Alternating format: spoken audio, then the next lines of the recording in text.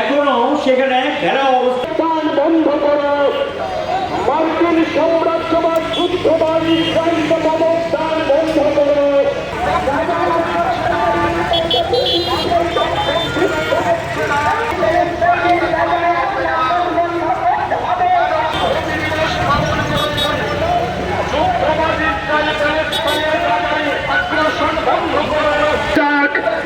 ইসরায়েলকে আন্তর্জাতিক আইন মেনে গাজায় গণহত্যা এখনই বন্ধ করতে হবে।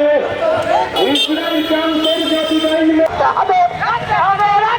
পশ্চিমী প্যালেস্টাইনের জনগণের প্রতি ভারতের সমর্থন অব্যাহত রাখতে হবে। কর্মসূচি এটা আমাদের দেশের বামপন্থী দলগুলো আজকে সিদ্ধান্ত নিয়েছিল গত কয়েক বছর যাবতেই ইসরায়েল গাজাতে যেভাবে অমানবিক আক্রমণ করছে জিওনিবাদ, যার ফলে এর মধ্যেই প্রায় ৫০,০০০ শিশু এবং মহিলাই মারা গেছে।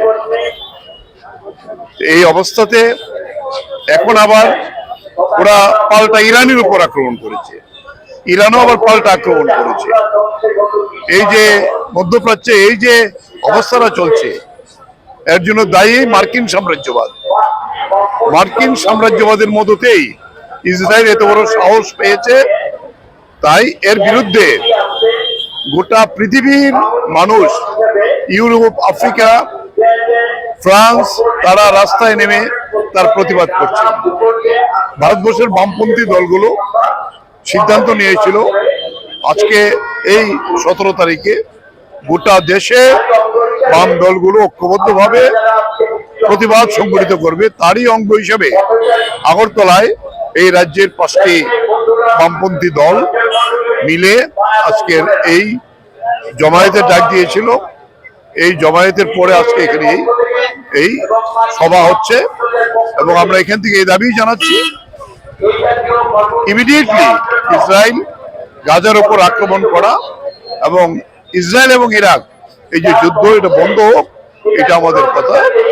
এবং মার্কিন সাম্রাজ্যবাদ তার মদত বন্ধ করুক, রাষ্ট্রসংঘ একটা সদর্থক ভূমিকা গ্রহণ করুক এই যুদ্ধ বন্ধ করার জন্য।